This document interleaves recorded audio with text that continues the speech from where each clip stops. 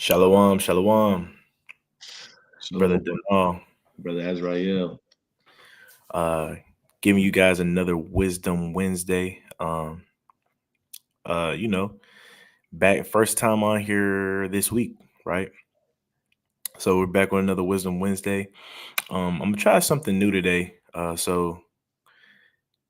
the topic being wisdom, we're gonna dive into the first chapter of Proverbs, right? We're gonna just kind of read it and give the sense. Um, and we talked about this before we got on, but if a precept comes to mind, right, we'll briefly pause, we'll grab the precept, read it, give the sense, and move on from there, right? And we're gonna try to get through this whole chapter by the end of the night, Lord willing. And we'll see how it goes. And so right now, I kind of planned on doing this. I kind of read over Proverbs, the first chapter, last week because I was gonna do it last week. I didn't really get to read it today, man. Kind of slacking, but through the spirit, we're gonna get it done. And this is just something we're gonna be doing. Um, you know, Wisdom Wednesday wise. If you know what a proverb is a wise saying. So the book of Proverbs is just a bunch of wise sayings. So I thought, what book better to go into than the book of Proverbs? And so if we come up on a Wisdom Wednesday and we don't really have a topic or anything that was placed on our heart to share with you guys, we'll definitely dive into the book of Proverbs or even the book of Ecclesiastes or the book of Sirach. Um, Even Wisdom of Solomon, right? And we'll read them chapter by chapter, man. And we read it and give the sense. But without further ado, man, this is the hopeful elect. We give all honor and glory and praise to the Most High God, the God of Abraham, Isaac, and Jacob, by way of His Son, who the world ignorantly calls Jesus Christ, right? And He sent His Son to be an instrument of salvation for the nation, right? The nation that he came to die for, so-called blacks, Hispanics, and Native Americans, and the speckled bird out there, everybody that's going through those curses written in the book of Deuteronomy, chapter 28, starting at verse 15. But without further ado, let's jump straight into this lesson tonight, another Wisdom Wednesday. I'm going to share my screen. I'm going to have a reader, right? We're going to see how this goes, man. Let's see. Put this back. All right, you can start from verse 1. This is the book of Proverbs, chapter 1, starting at verse number 1. Verse 1, the Proverbs of Solomon, the son of David, king of Israel. Man, I'll stop right there real quick just to give the sense of the book of Proverbs, right? The book of Proverbs was written by Solomon. If you don't know, Solomon was known to be the wisest man in the Bible, right? The Bible goes on to say that there was never a man as wise as Solomon, nor will there be, right? And he wrote the book of Proverbs, wrote the book of Ecclesiastes, Wisdom of Solomon, Songs of Solomon, and I want to say he has close relations to the book of Sirach as well, but that's to be determined. But without further ado, keep reading. Verse 2, to know wisdom and instruction, to perceive the words of understanding. Right, Verse 3, to receive the instruction of wisdom, justice and judgment and equity, right, to give subtlety to the simple, to the young man knowledge and discretion. right, man. This is wisdom will make you subtle, man. Right. Um, a nice way to put that is, man. It'll help you hold your tongue in certain situations, right? It'll give you that patience. It'll let you know when to speak, when not to speak, when to say something in particular to somebody, right? Or in front of a lot of people, or when to hold it, when to keep some stuff in your pocket. It's gonna give that subtlety to the simple, because the simple-minded man, right? You can know things all you want, but if you don't know how to say them, right? If you say them at the wrong times, right? It can be detrimental. So wisdom is gonna give you that subtlety to where you know when to speak and when not to speak, right? I think there's a scripture in Sirach. I don't know if the brother's getting it right now or not. Probably not. Are you getting it or nah? No? I was going to read a passage of Job. Go ahead, bring it out. Job 32 and verse 4 says, Now Elihu had waited till Job had spoken because they were elder than he. First off, it says, To the young man, knowledge and discretion. A young man is going to have discretion when he speaks, like the brother Denal is saying in the book of Sirach. It talks about, I believe in also Proverbs, it talks about how you're counted wise when you hold your lips from speaking sometimes. And so Elihu was a young man, but he had discretion, and that's why he waited to speak after the elder men had spoken, right? Verse 5. When Elihu saw that there was no answer in the mouth of these three men, the three men that was older than him, then his wrath was kindled. Right? Sometimes, you know what I'm saying, you might have that discretion, and then you know what's said still hasn't been said from the older group of people, and something still needs to be said. For example, when we read the book of Susanna, and we see Daniel, right? I believe it's the same Daniel from the lion's den, right? Daniel, when he was a young boy, he stood up in the congregation and said, No, this is not so. These two priests are wicked. Let's take them to trial. And he ended up winning that trial by the Spirit and power of the Most High God, right? But Job 32 and 6, and Elihu, the son of Barachel, the Buzite, answered and said, I am young, and ye are very old. Wherefore I was afraid and durst now show you mine opinion, right? So he's pretty much saying I had discretion because I'm young and you guys are old, but at this time, it's time to speak up, like Daniel said in the book of Susanna, right? Job 32 and 7. I said, days should speak, and the multitude of years should teach wisdom, right? So a lot of times, man, we're getting our wisdom from older people, man, our older generation. It says a multitude of years should teach wisdom, right? Because they have that experience. They might not be operating in wisdom, but they still have that wisdom to give, right? Verse 8 is the point. But there is a spirit in a man, but there is a spirit in man, and the inspiration of the Almighty giveth them understanding. Right. So once again, verse 4 says, To the young man, knowledge. Right. The Most High God doesn't care about your age. Right. He'll give the young man knowledge, and he'll give the young man discretion on how to use that knowledge. But Man, just like the word discretion, man. Simply put, having discretion, being discreet is holding on to information, right, until it's the right time.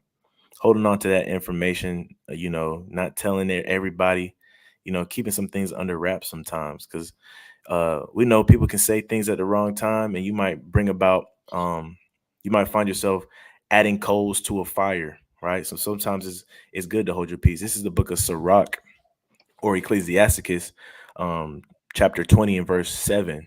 A wise man will hold his tongue till he see opportunity, but a babbler and a fool will regard no time, right? And you got to love the Bible because it says what you want to say in such a simple form, right? We're over here trying to give the sense, which is good, but the Bible just, clear cut. A wise man will hold his tongue until he sees an opportunity, but a babbler and a fool will regard no time at all, right? So wisdom will give you timing. Not everything needs to be said sometimes, right? We're living in an age where, women nowadays, they want men to be able to express themselves all the time, right? But men, we understand there's a time and place for everything. We're not going to always express ourselves in the moment we're feeling some type of way, because it might not be the best time to express ourselves if we're in our feelings, right? That's that discretion. That's that wisdom that lets us know, hey, look, I'm gonna wait for the right time to bring this up, right? So if you want, you can keep reading. Verse 5. A wise man will hear and will increase learning, and a man of understanding shall attain unto wise counsels. And I know the brother knows what scripture comes to mind on this one. I think I'm gonna get it real quick.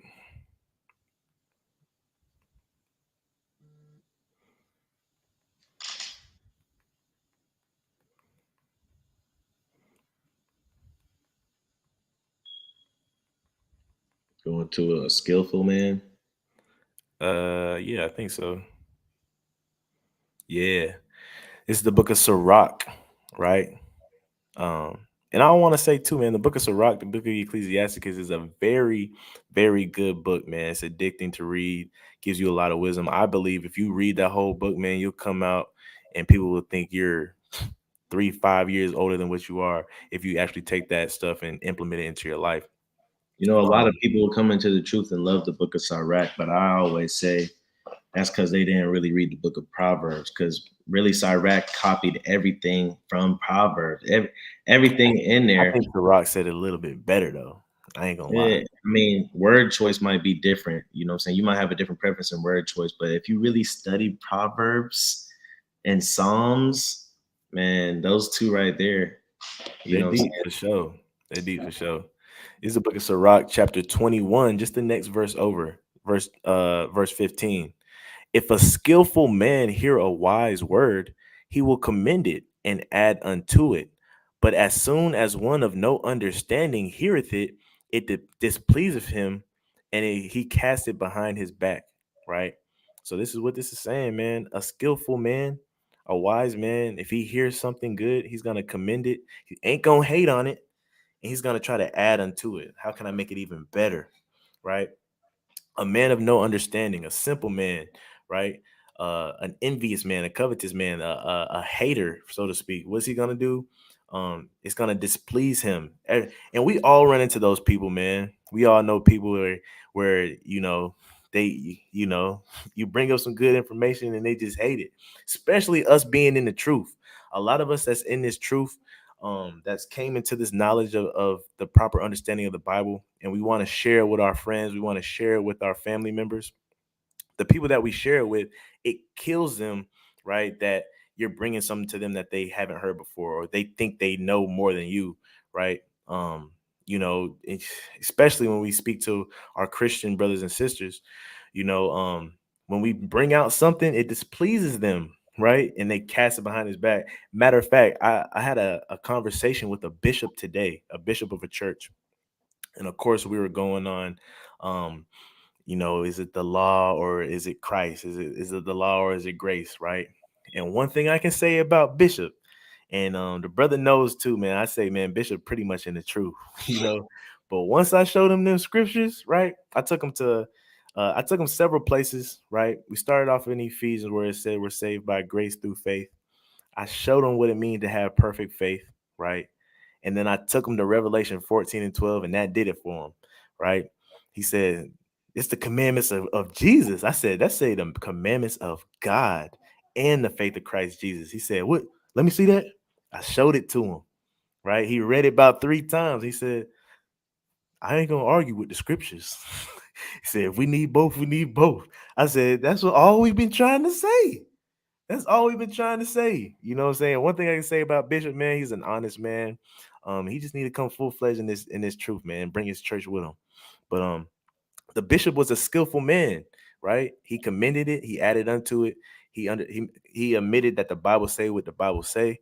And he wasn't a man of no understanding where it displeased him. He didn't say, I've never seen that scripture before and I still don't care.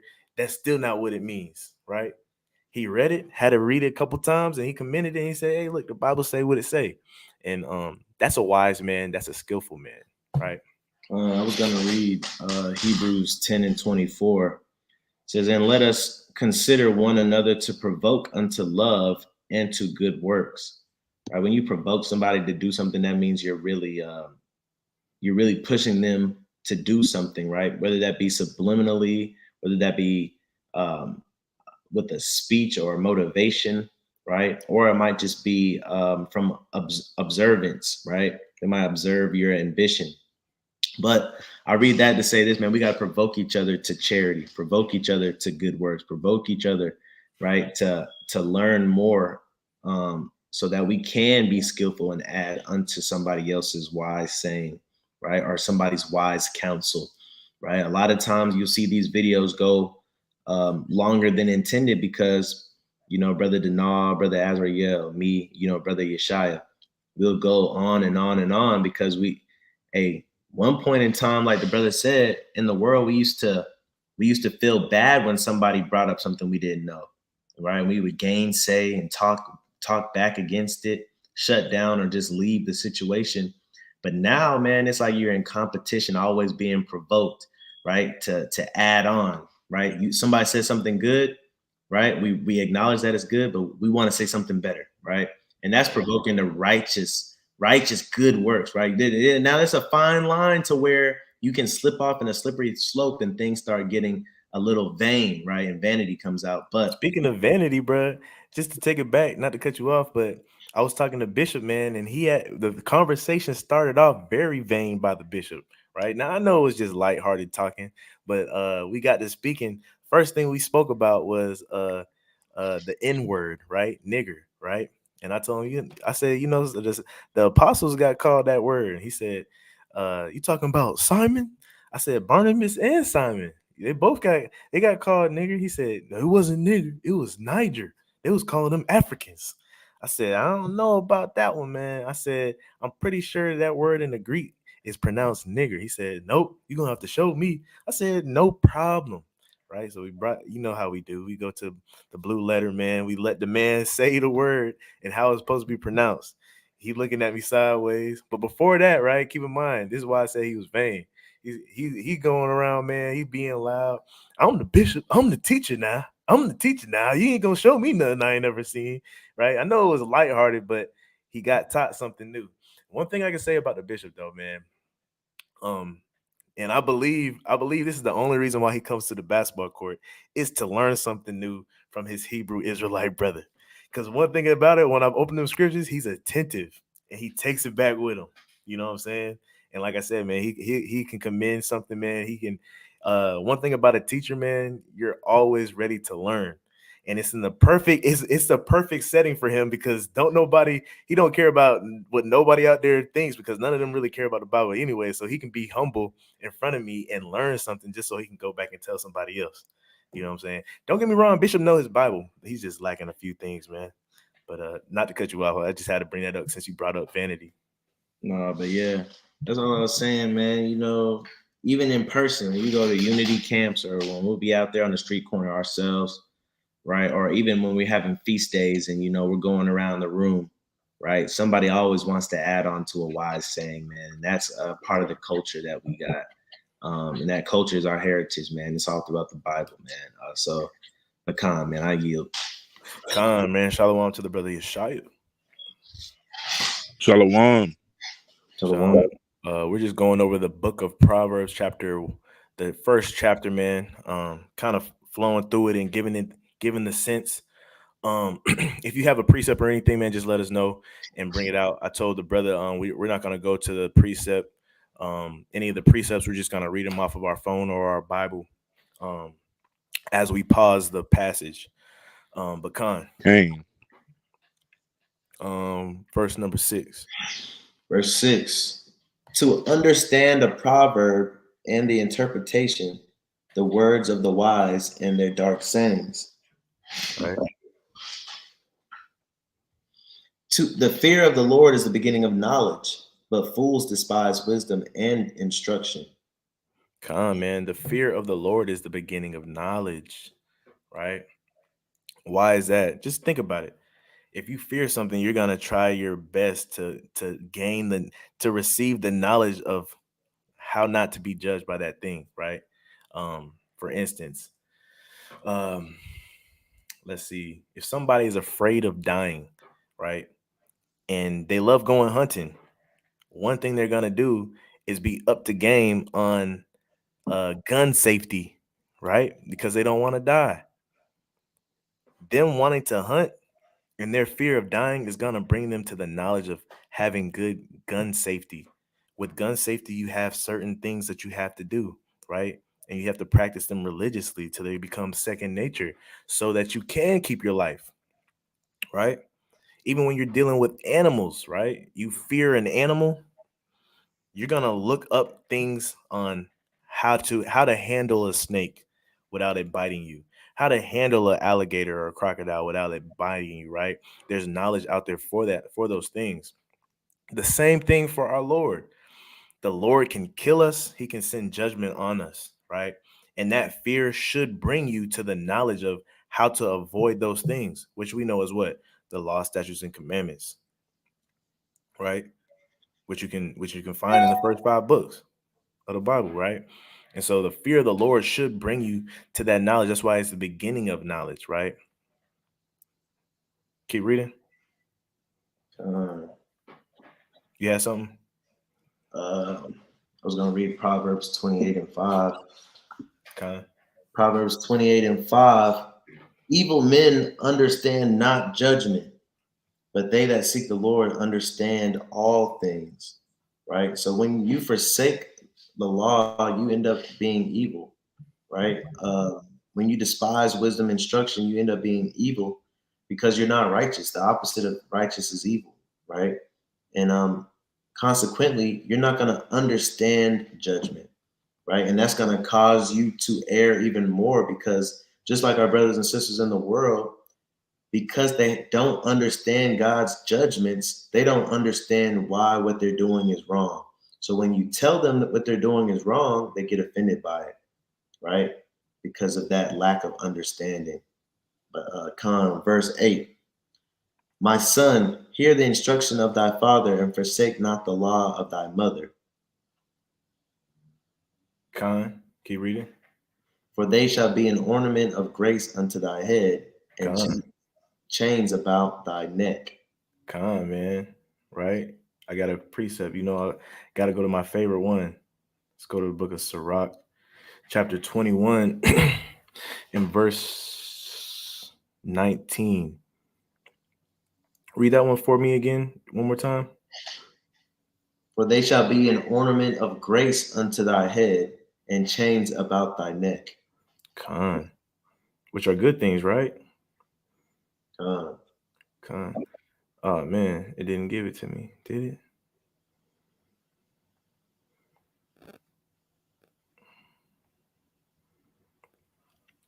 I guess it didn't have the popular version. I'll read it in the KJV. So this is Sirach 21 and verse 19. Doctrine unto fools is as fetters on the feet, and like manacles on the right hand, right? And I'll keep reading verse 20. A fool lifted up his voice with laughter, but a wise man doeth scarcely smile a little. Learning is unto a wise man as an ornament of gold and like a bracelet upon his right arm. So, what is it saying? Verse 19. Doctrine unto fools is as fetters on the feet and like manacles on the right hand. If you guys know what fetters are, it's gonna be like your modern day handcuffs, right? Manacles, same thing. So it says doctrines to a fool or wisdom to a fool is gonna be like handcuffs, like you're in bondage. It's gonna be a hard thing, right? You're not gonna find the beauty of it. You're gonna be like the child that's in school that just hates school, right? You think it's a bad thing, right? And you look at it you look at it as it's a punishment to go through or to learn more, right? We've all been in school where you're just sitting there like, man, you just want to go home, or you just want to go to the gym and shoot around and stuff, right? You don't want to learn all that stuff.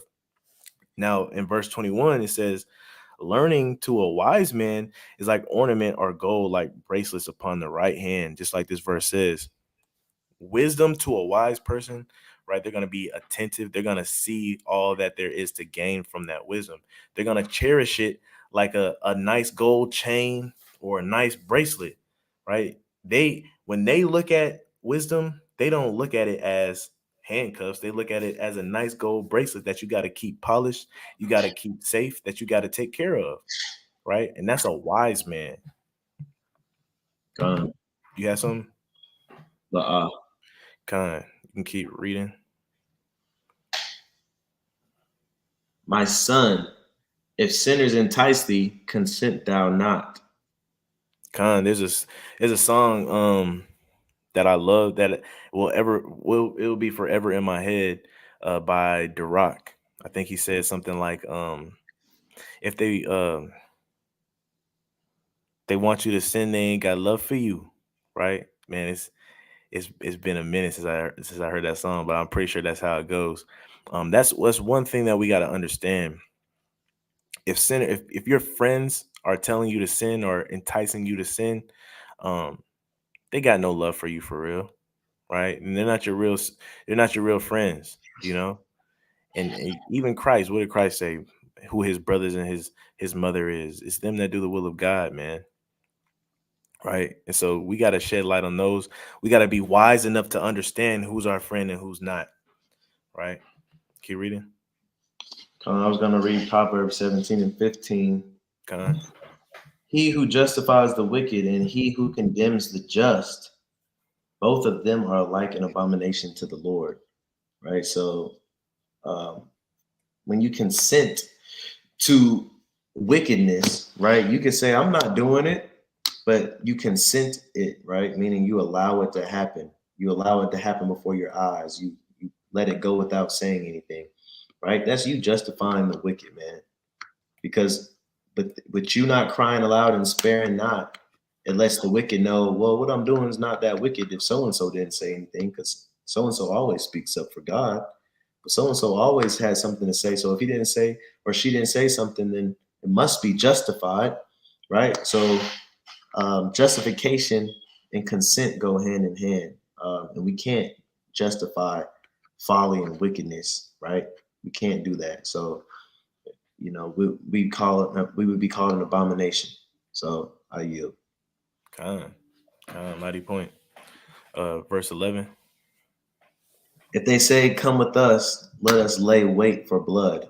Let us lurk privily for the innocent without cause." Right. And what does it sound like? This sounds like one, it sounds like gang activity, right? You see them you seen them the movies where, you got a bunch of guys in the middle of the street just looking for something to get into, right? And they might pick on the nerd coming from school. You know what I'm saying? Let us come. They're gonna say, "Come with us. Let us lay wait for blood. Let us wait for somebody green so we can mess with them. Let us lurk privily for the innocent without a cause." That little boy, that little nerd ain't trying to do nothing to y'all. He's just walking home, man. You want to go? You want to push him down, push his books out his hand, man. Take his lunch money, right? We see this all the time. A lot of us may have been in groups back in school that used to do this type of thing, right? Even in gang culture, man, a lot of initiations happen to do what in them alleys where they're often folks, right, for no reason, just to get in good, right? Verse number 12, Verse 12, let us swallow them up alive as the grave, and whole as those that go down into the pit. right? Pretty much saying, let us kill them, man, just like that gang culture, man, right? And the verse 11 said, and they're about to suffer this without a cause, you know. Go ahead, verse 13. We shall find all precious substance. We shall fill our houses with spoil. Right? Thieving, thieving, right? Cast in thy lot among us. Let us all have one purse. Right? My son, walk not thou in the way with them. Refrain thy foot from their path. Right. This is wisdom being told here. A lot of us, we have mothers and we have fathers, man, and they let us know you shouldn't be running around with that crew. You shouldn't be running around with that boy. You shouldn't be running around with that girl, right? And we don't listen. We get caught up, right? We get charged with petty theft. Didn't listen to your mom. Now you in the mall, in the back room where the police officers at. You know, um, and so this is great wisdom. My son, walk not thou in the way with them, refrain thy foot from their path. We got to understand who's our friend and who's not, who means it's good and who doesn't. All right. I want to go back to verse 14 real quick because it made me think of something. It says, cast in thy lot among us, let us all have one purse. Right. And you can see this. Everybody jumps somebody or somebody steals steal somebody's wallet. They going through the wallet, man. Everybody get their hand in there, man. I want this, I want that, right? Somebody take the debit card, somebody take the cash, and then when they got the wallet, they just throw the wallet, and they all take off, right? But come man, verse 16. I was gonna say Amos 3:3. Can two walk together except they be agreed, man? A lot of things we do in life, we gotta evaluate our friend groups, and we gotta understand if we're not in agreement with some of the stuff that they say and some of the stuff they do, you gotta kind of peel yourself away from them. Thus saith the Most High God in the Bible, right? We can't walk together with those that do evil. We can't walk together with them. You know what I'm saying? That it says refrain thy foot from their path, meaning wherever they go, you shouldn't be going, right? If they're in idolatry, right, you shouldn't be going, right? We talked to a brother on the street not too long ago about being in a fraternity, right? You could say that you bring in the light to your brothers. You could say that you making a difference, but at the end of the day, the vast majority of your group, man, they're not supporting what you claim to support, right? So you gotta, refrain thy foot from their path.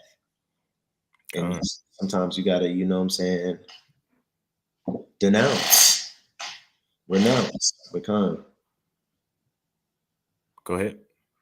Verse 16, for their feet run to evil and make haste to shed blood. Come man, right? That's a mighty precept right there. It says your friends, man, their feet are run to evil and make haste to shed blood. How many of you guys know, like the pastors say, how many of y'all know, right? How many of y'all know that the Most High God, He's a God that hates, right? And in the book of Proverbs, He tells us what things He hates. He says 6 things doth the Lord hate, right? And the 7th abomination. But 2 of those things are mentioned right here in the book of Proverbs, is saying that, hey, your friends, the ones that you call your friends, they do 2 things that the Most High hates. It's the book of Proverbs chapter 6 and verse 16. These 6 things doth the Lord hate. Yea, 7 are abomination unto him. 1 is a proud look, a lying tongue, a hand that shed innocent blood. What does that say in verse 16? Make haste to shed blood, right? And heart that devises wicked imaginations, and feet that be swift into running into mischief, right? What does it say? Feet run to evil, right? So your friend's doing 2 things that the Most High hates. There's no way that you should be hanging out with them. No way that they love you, right? Keep reading. Verse 17, surely in vain the net is spread in the sight of any bird. Okay. And they lay wait for their own blood. They lurk privily for their own lives. Right. So are the ways of everyone that is greedy of gain, which taketh away the life of the owners thereof. Right. We just spoke about this, man. Greedy to gain, and they take away the lives of the owners for no reason, without a cause. We also talked about this last week. There was a post that was going around. You know how people are trying to, stop gun laws and stuff like that. There's a post that said, if you kill the burglar, if you kill the robber, the one that broke into your house, you're saying that your stuff means more to you than that person's life. Somebody responded and he said, well, if somebody breaks into my house, that means that they value my stuff more than they value their life, right? And it's the same way here. The people that are greedy, the people that are out there thieving, they don't value life in general. They don't value your life, and they don't value theirs, right? They might take your life, but keep in mind, they don't value their life either. And they might think they do, but their actions show otherwise, because your actions can lead you easily with your life being taken. And they equate the risk to be even, right? You pulling up something? You can read this next one. Wisdom crieth without. She uttereth her voice in the streets. She crieth in the chief place of concourse, in the openings of the gates. In the city she uttereth her words, saying, how long, ye simple ones, will ye love simplicity? And the scorners delight in their scorning, and fools hate knowledge. Right. That's mighty, man. And we kind of touched on that already. How the fools hate knowledge. They look at it as manacles or handcuffs, right?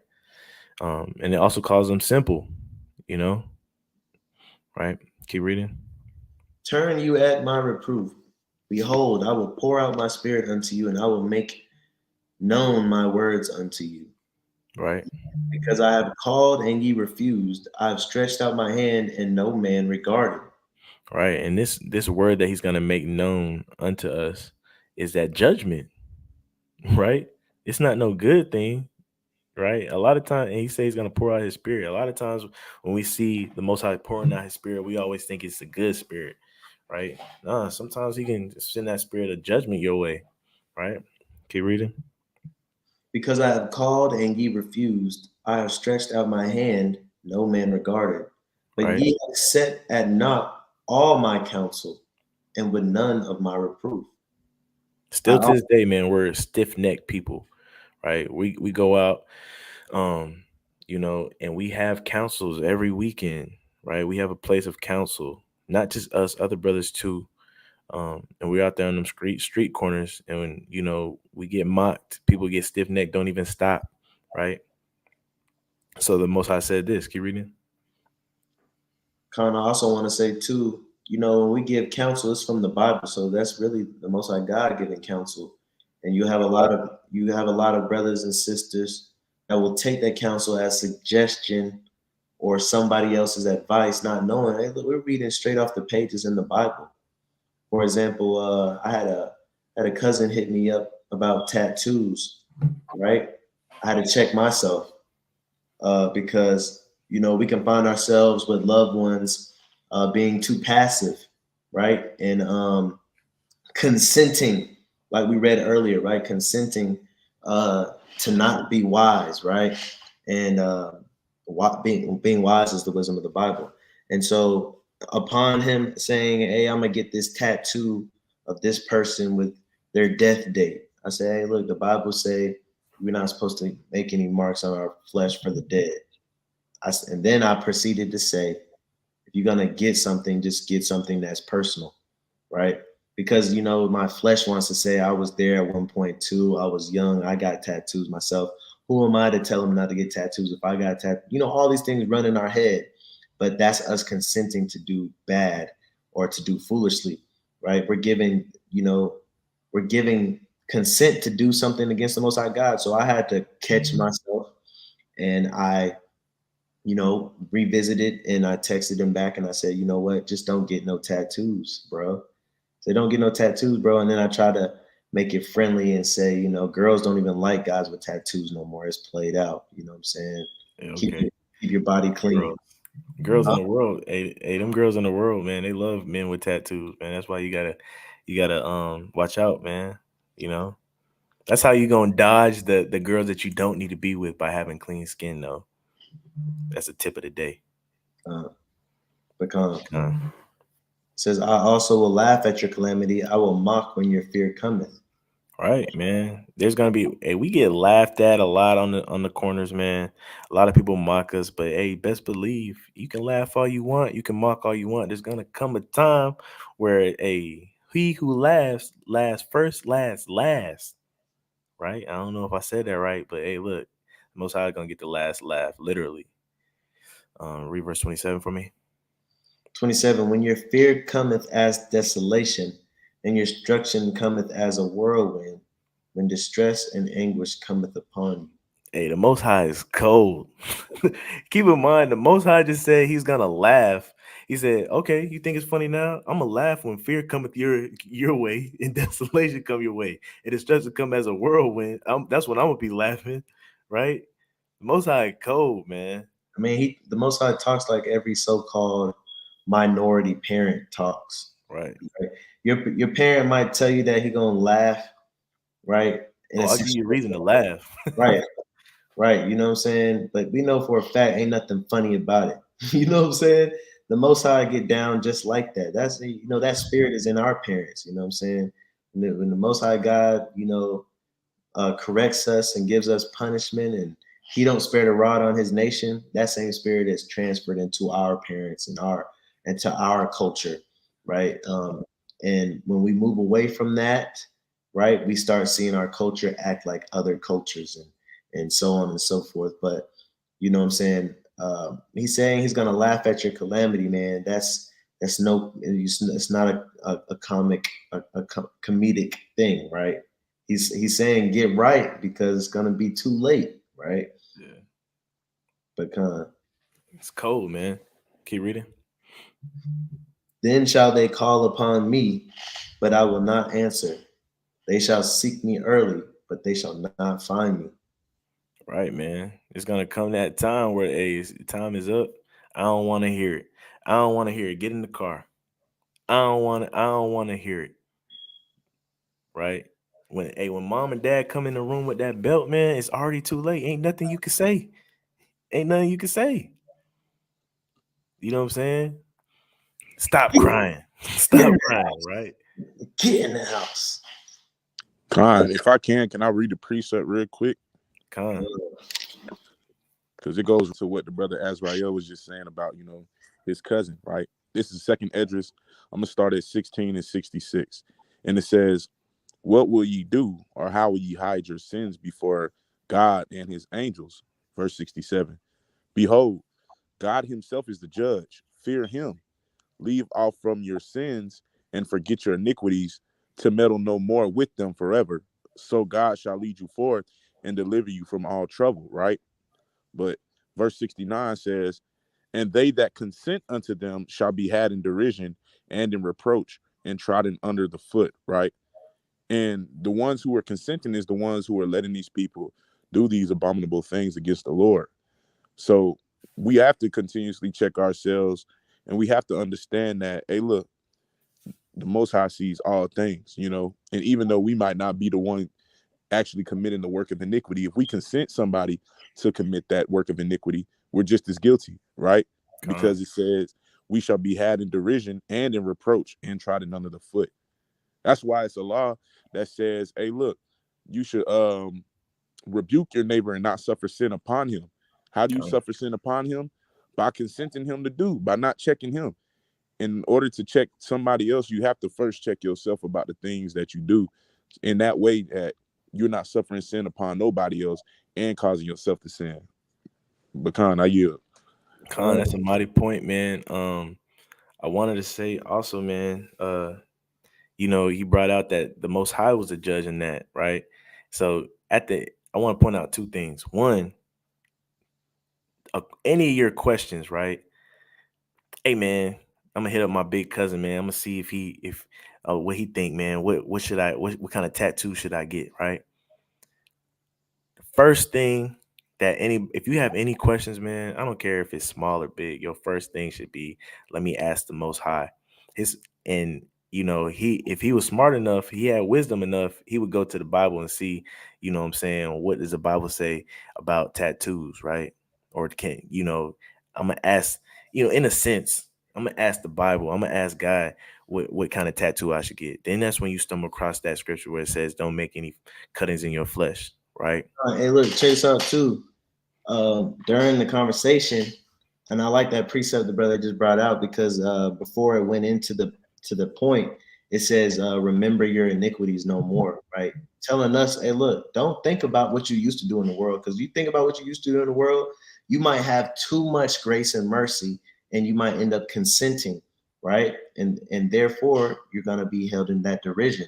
But I was thinking the whole time he asked me, I was thinking, man, what if the advice I give him, he mess around, go get a tattoo, and I'm content with him as long as it's not for the dead. And now on Judgment Day, he's brought before the throne, and he says, well, my cousin told me that X, Y, and Z, and now that blood's on my hands. All right, he gonna say, and my cousin was a Hebrew Israelite, so I know he know what he talking about. And so even in the physical now, he might go to his friend. I might see it as just family related conversation, but he might go to his friends, well, my cousin is an Israelite and he said I can get a tattoo. knowing that's not how the conversation went, but we got to be careful of every idle word. You know what I'm saying? So I like that precept that their brother pulled out. You know, and further on in that conversation, when I told him, you know what I'm saying, just don't get no tattoos, then he gonna ask me, folly. He gonna ask me, well, what all tattoos you got? I said, all of my tattoos are Bible scriptures or Bible illustrations. I said, but that doesn't mean anything. But Khan though. Hey, I got one more precept because that goes right into this. This is a book of Sirach or Ecclesiasticus, chapter 8. I'm gonna start at verse number 5. Oh It man. says, Hey, "Oh, after did you you read, bring that out?" no. I was gonna read. I'm in Ecclesiasticus 8 right now too. I don't have verse 5 though, but if you want, you can read verse 10 after you read 5. Con. It says Ecclesiastes 8 and 5, and it says, "Reproach not a man that turneth from sin, but remember that we are all worthy of punishment." Right. And I want to start there just to say it like this: when you turn from sin, you know what I'm saying? You can't, even ourselves, we're our biggest critics sometimes, like the brother was saying. When you turn from sin, you can't start reproaching yourself when it's time to give somebody else counsel. That's that spirit of, well, you used to do it, you know what I'm saying? How can you correct somebody? You did this, you know what I'm saying? And you turn from your sin, you repented from those things, and those things were the wrong thing. So when it says reproach not a man that turneth from sin, remember that you don't even need to reproach yourself, right? Because like I said, it all goes into consenting. When you start reproaching yourself, saying that, well, hell, I commit iniquity too, you know what I'm saying? Now all of a sudden you giving people the leeway just because you feel guilty about the things that you repented for already. You got to get out of that spirit, right? And I'm gonna read verse 10 for the brother. It says, "Kindle not the coals of a sinner, lest thou be burnt with the flame of his fire." Right, man. Like the brother said, like the brother's been saying, man, a lot of times when giving counsel, man, we can find ourselves kindling the coals of a sinner. It could be in a situation like the brother just said about tattoos. It could be even in a situation where somebody gossiping and you know something about some so and so, right? And they said something and it just trigger you, and you understand that they're trying to get you to talk about so and so. And so, you know, it, like we talked about at the beginning of this chapter, it'd be wise for you not to even say it, because that person is clearly might be in some sin by gossiping, and you don't want to add coals to that flame. But just like the brother's situation, you about the tattoos, you don't want to add coals to that flame, right? Lest you be burnt with him, right? If you add that coal to that flame, that fire get bigger, it's gonna spread out, it's gonna burn you too. Just like the brother said, when you stand before the Lord and you gotta answer X, Y, and Z, right? A lot of times we come into the truth and we forget that we're keeping these law, statutes, and commandments, but we forget that these law, statutes, and commandments are still for the lost sheep, the people that's out there sinning, right? And so we give them grace and things like that, not understanding that, hey, they're still supposed to be subject to these laws, statutes, and commandments too. So whenever they ask us questions or counsel from us, we got to be on the same tip as if, you know, I'm talking to my daughter, or if we're talking to each other, right? Sometimes we can forget that they're subject to these laws too. We're in the truth and they're not, but they're still subject to these laws too. So when we give our counsel, we got to make sure that's known. Yeah, and I'm reading the book of Jeremiah right now, and that's one of the things that he was mad about our princes, our priests, our prophets, because they knew right from wrong. And because the people had got so wicked, they were like, man, might as well just let this stuff slide, right? And the Most High God was like, man, I'm going to give y'all pastors after my own heart and not after y'all's heart. Because these pastors and these priests and these princes, they want to please y'all. They don't want to please me. So they're going to keep letting y'all err. And now I got to come and wipe all y'all out. Got to send all y'all into slavery. Got to wipe y'all land out, right? And there's nothing y'all can do about it. And so that's going to happen again, man. And the Most High God is only going to take the people that really stood up for him and spoke, regardless of who you were, with no respect of persons. He's only going to take those people with him. God, man. We only got a few more precepts left. We're right at the end here. After verse 33, that would be the end. So if the brother could continue with verse 29, we almost out of here. For that they hated knowledge and did not choose the fear of the Lord. Right, man. Just like we read earlier, right? The fear of the Lord will bring you to knowledge. But they hated knowledge. That means they really didn't care about the fear of the Lord, right? They chose not to fear the Lord. They don't. We talked about it earlier as well, right? They don't value their life, Am I your enemy because I tell you the truth? right? They don't value their life, right? They don't even realize that. Those are fools for you, right? Come. They would none of my counsel, they despised all my reproof. Right? Stiff neck. Therefore shall they eat of the fruit of their own way and be filled with their own devices. Right. I set my life on thieving, stealing from folks, right? I'm gonna get stolen from. I set my life on killing folks. I'm gonna get killed. You all know this the saying, right? You live by the sword, you die by the sword, right? Keep reading. I seen a video on Instagram not too long ago. A mom was talking about her son that just passed away through gang violence. And she said, I kept telling them, I'm not gonna shed not one tear for my son. And this is a message for everybody. I kept telling them, you keep doing what you're doing, it's gonna come back for you. He said, I wrote a book. I told him, I said, check out my book, son. It's on Amazon. He read my book. He called me. He said, Mom, it sounds like you talking about me. He said, you were my inspiration. He said, he read that book. The next day he died. They came for him the next day. Now my son had got out. He was like, my son had got out the gang life, but he went straight into rap and hip hop. And guess what he used to sing about? The same stuff I said. If you don't get it all the way out your life, it's still gonna come and get you. And it's too late. It came and got him. And this is a warning to everybody else. Come on, man. You play with fire, you're gonna get burnt. Right. Right? Y'all know there's a bunch of sayings out there for that, a bunch of proverbs, wise sayings for that. Right. Read. Filled with your own devices. Come on. For the turning away of the simple shall slay them, and the prosperity of fools shall destroy them. Right? Just speaking on the same thing, man. The same thing that you're into is gonna slay you, right? The prosperity of fools shall destroy them. Right. A lot of these fools get prosperity in this world that we live into, and it brings them nothing but depression, right? Unfulfillment that leads to drugs, that leads to destroying their lives, right? It's not funny, but people see that man Delonte West was in the NBA, and now he be at all these gas stations, acting crazy, asking for money. Prosperity of fools will destroy them at times. Keep reading the last verse. But whoso hearkeneth unto me shall dwell safely, and shall be quiet from fear of evil. Right. That is the wisdom. If you want peace of mind, right? If you want to be safe, if you value your life, right? Hearken unto the Most High, right? You will dwell safely, right? You will have nights where you're sleeping peacefully. You ain't tossing and turning, right? That is the true wisdom right there, right? But with that was Proverbs chapter 1. Nice little recap where we just kind of flowed with the passage, man, and gave the sense for you guys. Man, I did not mean to exit out of that, but cool. But Khan, man, with that, I yield. Do you brothers have anything?